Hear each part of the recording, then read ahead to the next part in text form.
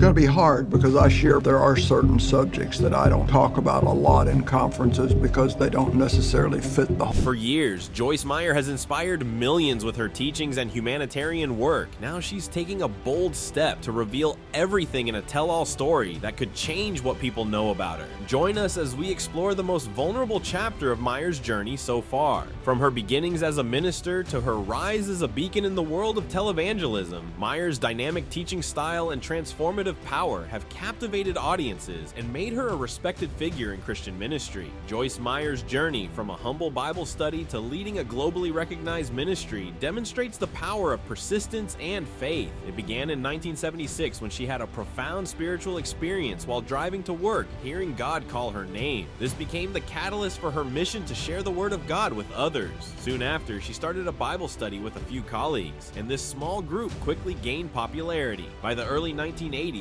Joyce and her husband Dave joined the struggling Life Christian Church in St. Louis, which became the foundation for her thriving ministry. Recognizing her charisma and strong faith, the church allowed her to host a women's Bible study in her home. The weekly gatherings soon gained popularity, attracting more attendees each time. Impressed by her natural teaching and inspirational abilities, Pastor Rick Shelton invited Meyer to take on a broader role. In 1980, she officially joined the church as an associate pastor, marking the beginning of her public ministry. Shelton encouraged her to co-host a daily 15-minute Christian radio segment, and by 1983, she launched her own program, Life in the Word. This platform allowed her to connect with a wider audience by sharing personal stories, including her past experiences, and emphasizing God's power to heal. Her honest and heartfelt approach, coupled with practical teachings about living a faith-based life, resonated strongly with audiences across the Midwest. The growing popularity of the program led the speaker to expand it by purchasing airtime on several regional radio stations, laying the foundation for future success and enhancing her reputation as a relatable yet profoundly inspiring teacher. In 1985, the speaker left Life Christian Church to establish their own nonprofit organization, Life in the Word, aiming to spread the speaker's message on a larger scale. One of their earliest initiatives was creating a television show, also named Life in the Word, which marked the beginning of the speaker's national prominence. The show, featuring footage from live conferences, began airing on Chicago's WGN and the Black Entertainment Television Network, reaching a new group of viewers. The program's blend of practical wisdom, personal stories, and uplifting messages led to immediate success. As the television ministry gained momentum, the show was renamed Enjoying Everyday Life, and within 5 years, it had expanded significantly, broadcasting on hundreds of radio and television stations. Joyce Meyer's unique approach of blending practical life solutions with spiritual teachings, delivered through her charming regional accent, earned her a loyal following across the globe. Her personal testimony of overcoming struggles in her earlier years resonated with audiences, demonstrating her vulnerability and connecting with them on an emotional level. By the late 1990s, Meyer's influence as a leading voice in evangelism was undeniable, as evidenced by her prominent media presence and the rapid growth of her ministry. By the late 1990s, Joyce Meyer's ministry had established a $20 million headquarters in Fenton, Missouri, reflecting the organization's significant growth and impact. In 2000, they opened the St. Louis Dream Center, a multi-purpose outreach hub that combined church services with various community programs such as a food pantry, an after-school program for children, and a faith-based residential program to help men overcome addiction and destructive behaviors. This demonstrated Meyer's commitment to not only teaching faith, but also putting it into practice through tangible efforts to uplift others. The ministry's missions arm, Hand of Hope, also expanded its global Christian humanitarian efforts, including feeding programs, disaster relief, clean water initiatives, and medical care in underprivileged communities, emphasizing a holistic approach to addressing human needs.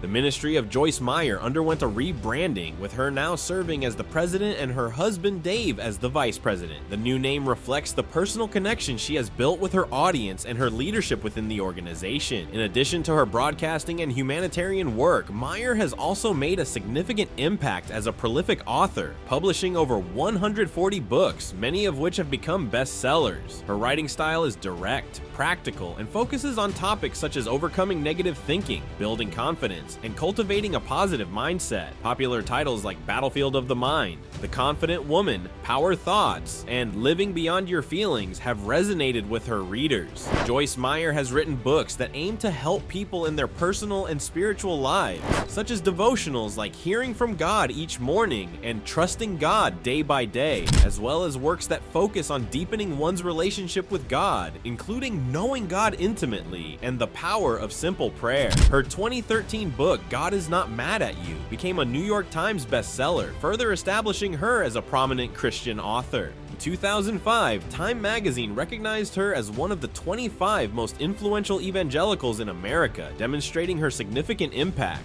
Even nearly 2 decades later, her popular program, Enjoying Everyday Life, continues to reach a global audience through television, radio, and various online streaming platforms. Meyer remains highly active, hosting numerous live conferences annually, primarily in the United States. She also engages with millions through her vibrant social media presence, where she shares messages of faith, hope, and personal growth, proudly embracing her role as a prominent voice in modern Christianity. In contrast to her current life, her childhood was not a happy one, a story she has decided to open up about. Born in 1943 in the southern part of St. Louis, Pauline Joyce Hutcherson entered a world marked by shadows and struggles. Her father departed shortly after her birth to fight in World War II, and the emotional scars he returned with would deeply shape her painful childhood. Once back home, he became a cruel and controlling figure, inflicting unimaginable suffering on his family, particularly through the physical abuse he subjected her to, shattering any sense of a safe childhood. What made this nightmare worse was her mother's passive response. Despite being aware of the situation, perhaps paralyzed by fear, she experienced a series of physical assaults as her father's alcohol abuse worsened. Her mother's deteriorating mental health led to an even more toxic environment, but amid the chaos, a glimmer of hope emerged. At the tender age of 9, she became a born-again Christian. This fragile yet resilient faith became her lifeline, providing comfort and strength through the trials ahead. She was grateful to God for the strength to survive. After graduating high school at 18, she made a desperate bid for freedom, leaving home and marrying her first husband in the same year. However, their relationship proved devastating as the young couple frequently moved around, and the hardships they faced were amplified by heartbreak.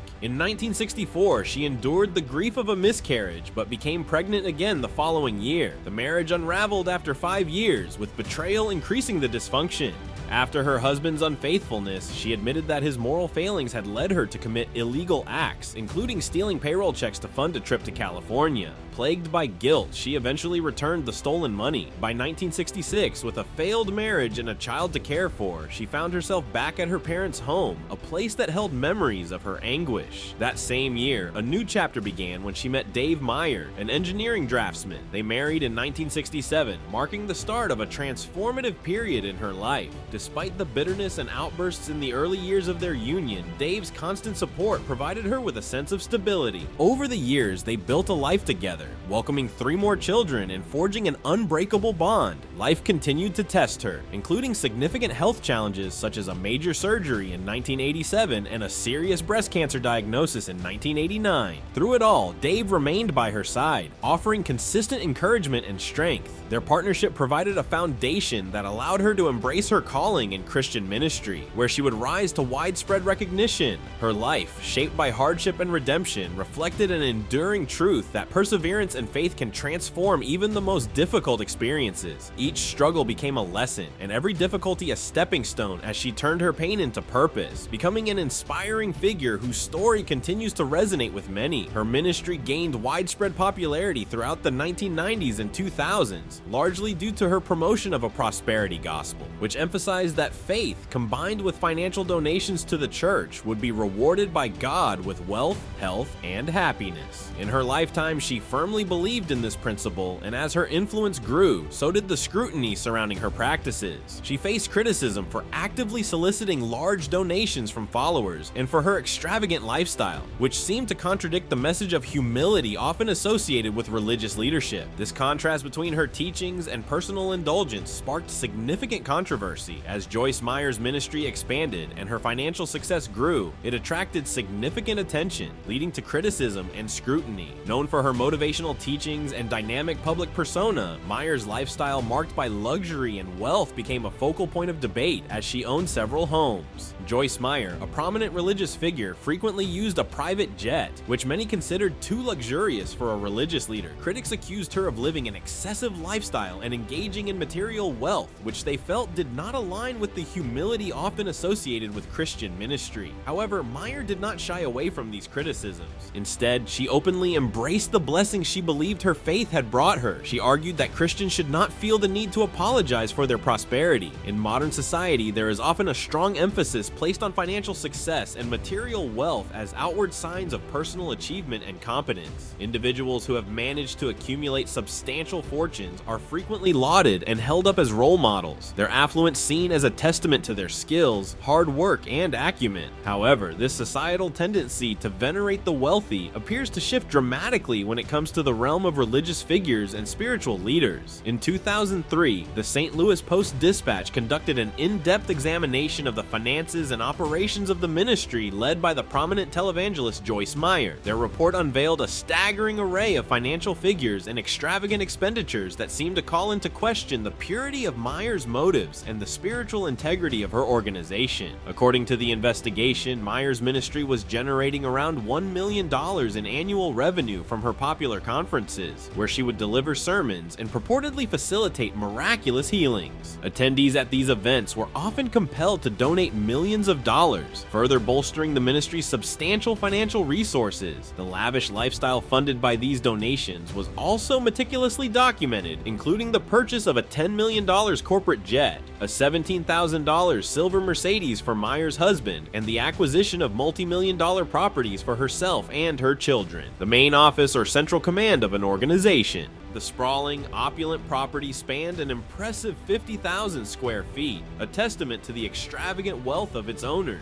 The residence was adorned with an array of lavish furnishings, exquisite works of art, and state-of-the-art equipment amounting to a staggering $5.7 million in total value.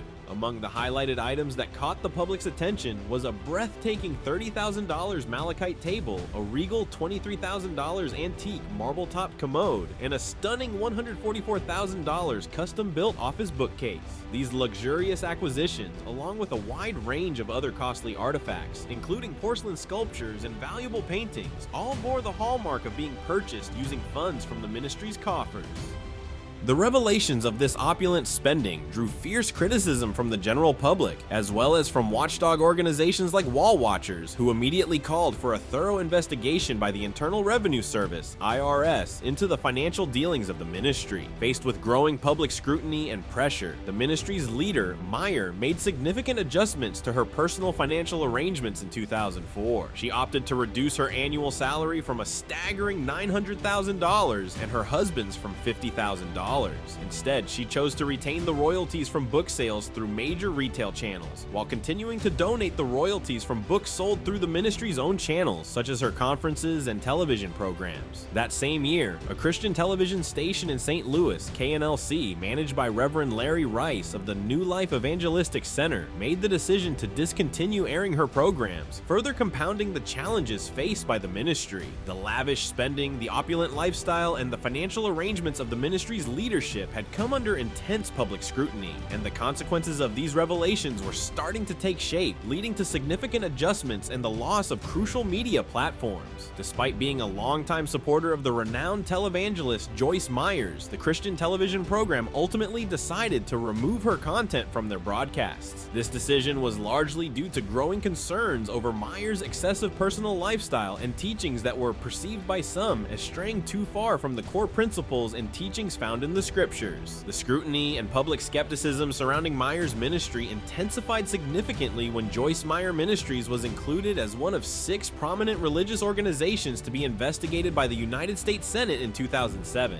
led by Senator Chuck Grassley. The inquiry launched by the Senate committee primarily focused on determining whether these high-profile ministries, including Meyer's organization, had potentially misused or diverted tax-exempt charitable donations for personal gain and extravagant expenditures. taxpayers, rather than allocating those funds to their intended religious and philanthropic purposes. Specific allegations emerged regarding questionable expenses, such as a $230 item that was initially described as an expensive commode, but Myers later clarified was actually a chest of drawers whose true value had been inaccurately reported. Despite the growing controversy and public outcry, Joyce Meyer Ministries made a concerted effort to fully cooperate with the Senate's investigation.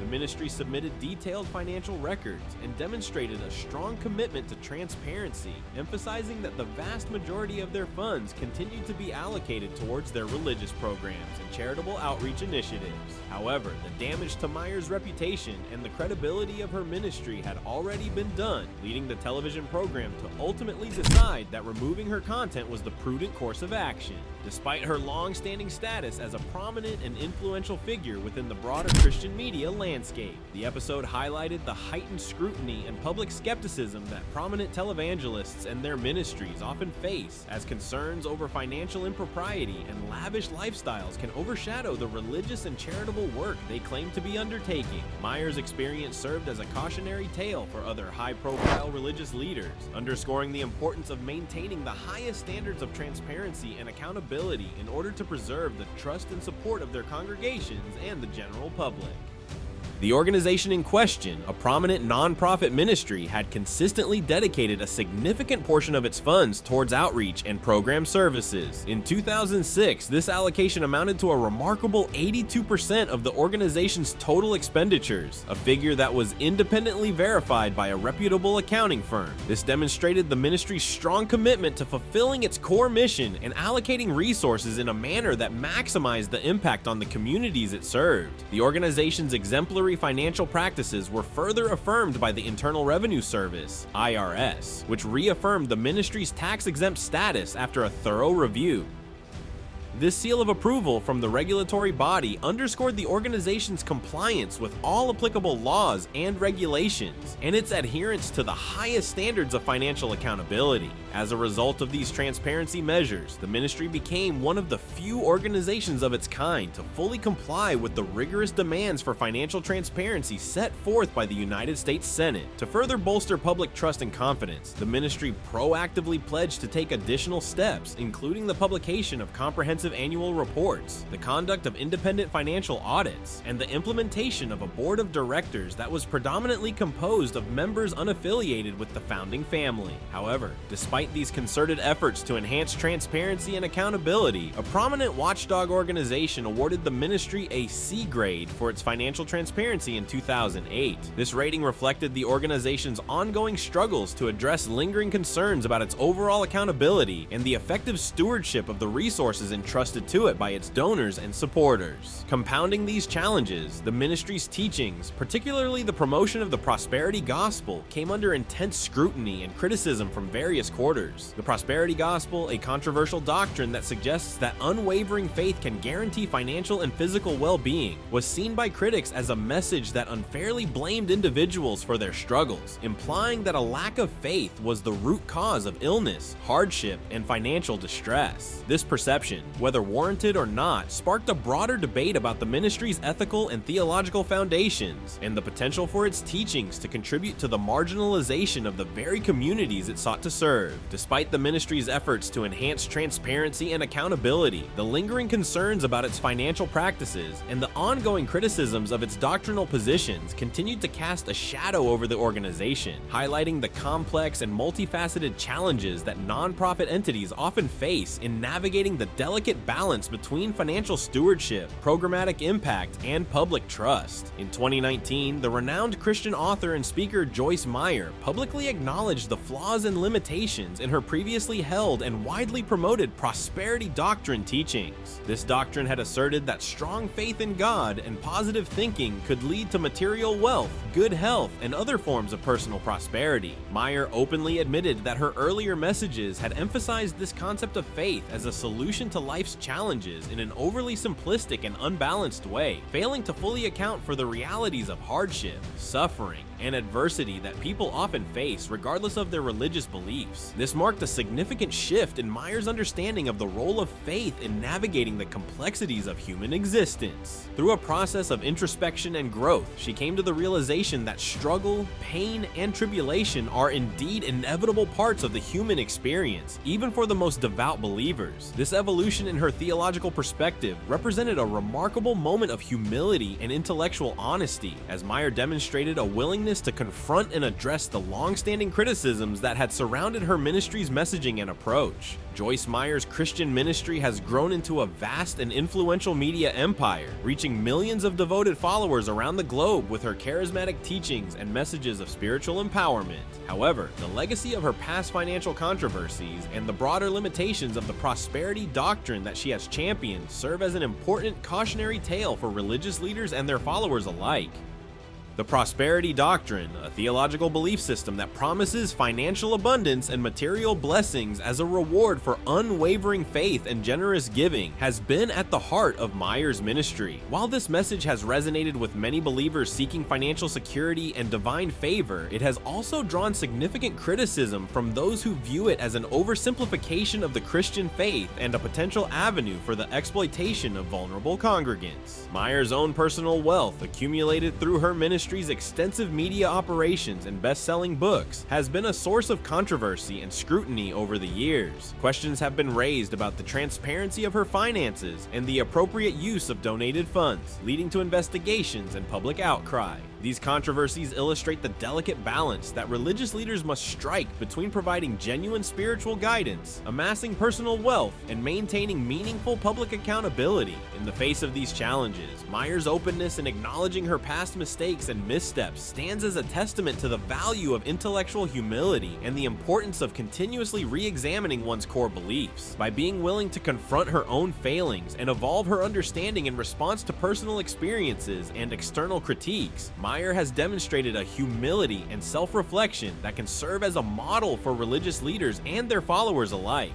The story of Joyce Meyer's ministry, with its triumphs and its tribulations, serves as a complex and multifaceted case study, highlighting the delicate balance that must be struck between spiritual leadership, personal gain, and public trust. As the prosperity doctrine and similar theological frameworks continue to shape the landscape of contemporary Christianity, this cautionary tale underscores the crucial importance of maintaining the highest standards of ethical conduct and a steadfast commitment to the core values of the faith. Ultimately, Joyce Meyer's journey demonstrates the complex interplay between faith, materialism, and the human condition, a dynamic that religious leaders must navigate with great care and wisdom in order to effectively minister to the diverse spiritual needs of their congregations. Her evolution serves as a powerful reminder that even the most prominent figures in the religious landscape are not immune to the challenges of reconciling theological ideals with the messy realities of life. If you like this video, please give it a thumbs up and subscribe to the channel. Additionally, you can click on the next video that is displayed on your screen.